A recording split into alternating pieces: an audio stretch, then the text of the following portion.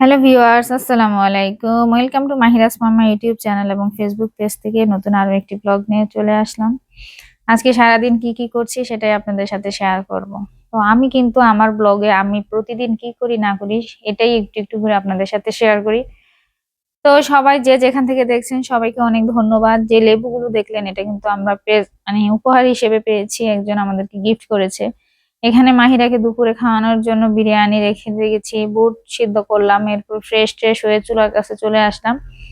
দৈনিক যে কাজগুলো করি রান্নার আগে সেই কাজগুলো সেরে একদম চুলার কাছে চলে আসলাম। তো যাই হোক, রান্না করব আজকে। এদিকে আমাদের মেঘের অবস্থা, মানে ওয়েদারের অবস্থা হচ্ছে যে মাথা ঠিক নেই ওয়েদারের, এই ভালো তো এই খারাপ, এই আর কি অবস্থা একটা। তো ভালো লাগতেছিল না এই ওয়েদারে, রান্না বান্না করতে ইচ্ছে করতেছিল না। আর আজকে মনে হয় আমি রোজা ধরি নাই, রোজায় আমাকে ধরেছে, খুব বেশি খারাপ লাগতেছিল। তো যাই হোক, আজকে একটু স্পেশালি মাহিরার বাবার জন্য টমেটো চাটনি রান্না করব। উনি আসলে রান্না করি না এই ইদানিং, এই রোজার মধ্যে কিন্তু একটু কমই রান্না করা হয়েছে ভালো মন্দ। তো যেহেতু আজকে শুধু মুরগি রান্না করব, পরশু দিনও মুরগি খেয়েছে, বলবে কি আজকে মুরগি রান্না করছো, সাথে আর কিছু নেই।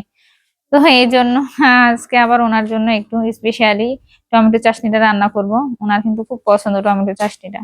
অন্য চুলায় আমি মাংসগুলি ভাজার জন্য দিয়ে দিয়েছি যেন তাড়াতাড়ি হয়ে যায়।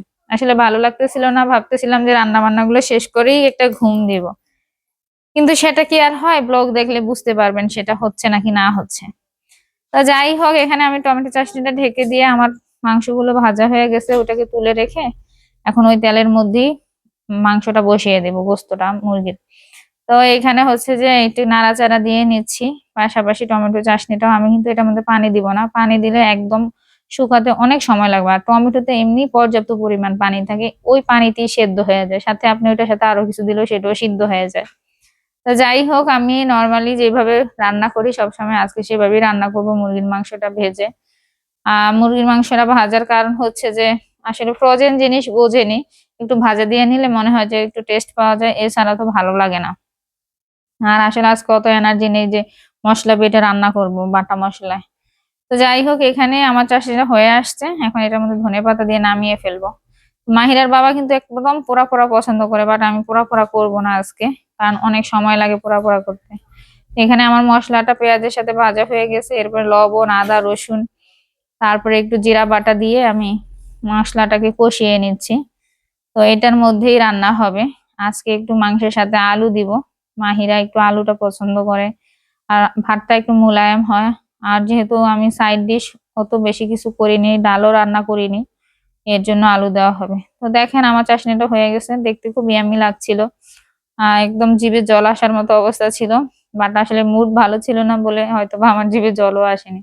আর আমি কিন্তু আজকের মাংসটা রান্না করবো একদম গুঁড়া মরিচ ছাড়া, শুকনো যে গুঁড়া মরিচটা দেই সব, মানে মাঝে মধ্যে ওইটা কিন্তু আমি ইউজ করি না সব সময়, আমি রেগুলার খাবারের মধ্যে গুঁড়া মরিচ দেই না, মানে কাঁচা মরিচের দরকার এটাই রান্না করি।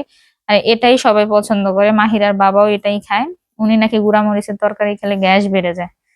তো যাই হোক, আর কাঁচামরিচ দিয়ে রান্না করলে কিন্তু আমার তরকারিটা একদমই কালচে হয় না, এই দেখতেই পারবেন। একদম শেষের দিকে তরকারিটার কালারও বেশ ভালোই থাকে। হলুদের পরিমাণটা একটু বেশি দেই, কষিয়ে নেই ভালোভাবে যেন তিতকুটি না লাগে, আবার অতিরিক্ত বেশি দিবেন না।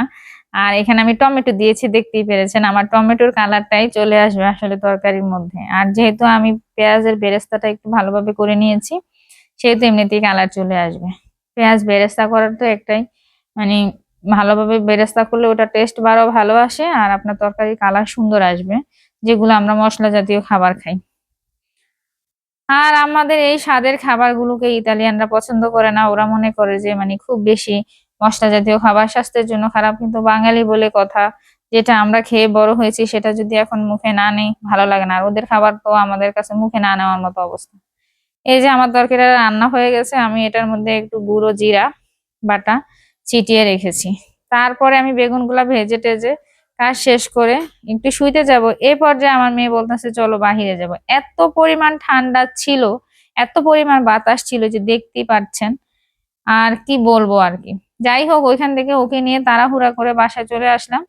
আসার পরে একটু অতিরিক্ত ডিম সিদ্ধ করে নিলাম আর ফল কেটে নিয়েছি, যেহেতু আমি আর মাহিরার পাপা একা রোজা। আর এখানে লেবুর শরবতও আছে আমাদের। এই ছিল আমার আজকের ভিডিও। আল্লাহ হাফেজ।